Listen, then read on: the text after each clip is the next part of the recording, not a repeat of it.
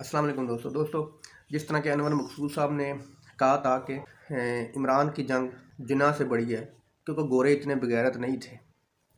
तो दोस्तों आज के जो हुक्मरान हैं या आज के जो प्लानर हैं वो इतने बेगैरत हो चुके हैं कि उन्होंने बेगैरती का लेवल पार करके वो किसी और लेवल में चले गए हैं। वो बेगैरती से 1,00,000 गुना आगे चले गए हैं। अब उन्होंने ये प्लान बनाया है इमरान खान को बदनाम करने का कि अब मसाजिद में जो खतीब अब पैसे लेके बिक कर डर कर इमरान खान की जो करैक्टर असैसिनेशन है मस्जिद में बैठकर झूठ वो इमरान खान का फैलाएंगे, ऐलान करेंगे मस्जिदों में या जुम्मे की नमाज से पहले जो तकरीर होती है या जुम्मे की नमाज के बाद।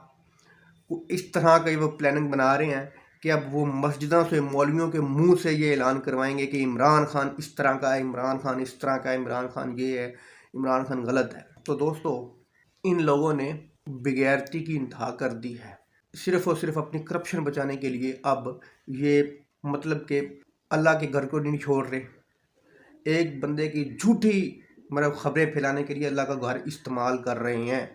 तो लोगों इस कौम पर अजाब नहीं आए तो और क्या आए। ये सबको पता है कि कौन करवा रहा है, ये सबको पता है कि कौन अभी भी पावर में है और कौन इन मौलवियों को या इन खतीबों को डरा धमका कर ये प्लान कर रहा है। दोस्तों ये सब कुछ बता रहे हैं जनाब कामरान खान साहब ने अपने प्रोग्राम में बताया कि ये सब कुछ करने की तैयारी की जा रही है। खतीबों को डरा धमका कर इमरान खान की करैक्टर असैसिनेशन करने की कोशिश की जाएगी अगले चंद दिनों में। अगली खबर ये है कि जी जरदारी साहब बड़े एक्टिव थे इमरान खान के लोग तोड़ने में। बड़ी 1 अरब 75 करोड़ रुपए की ऑफरें की गई, लेकिन पीडीएम के 18 एमपीए खुद गायब हो गए हैं। अब उनको ढूंढना मुश्किल हो गया है कि वो कहाँ चले गए हैं। हो सकता है कि उनका ज़मीर जाग गया हो और उन्होंने देख लिया कि कौन हक पर है कौन सच पर है। तो अब जरदारी साहब जो कि कोशिश में लगे हुए थे कि परवेज़ लाई के एमपीए हम गायब कर दें, किसी को बाहर भेज दें, तो अब उनको अपने 18 ढूंढने की ज़रूरत पड़ गई है। अब वो अपने 18 एमपीए जो गुमशुदा हो गए हैं उनको ढूंढने में मसरूफ़ हो गए हैं।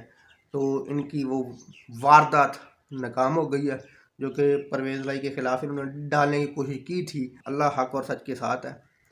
तो जो 18 लोग हैं उन्होंने इमरान खान साहब के हाथों बैत कर लिया है। मतलब पीटीआई ज्वाइन करने के लिए इमरान खान साहब से उन्होंने टाइम ले लिया। दोस्तों वीडियो अच्छी लगी तो लाइक करना, चैनल को सब्सक्राइब करना। अल्लाह हाफ़िज़।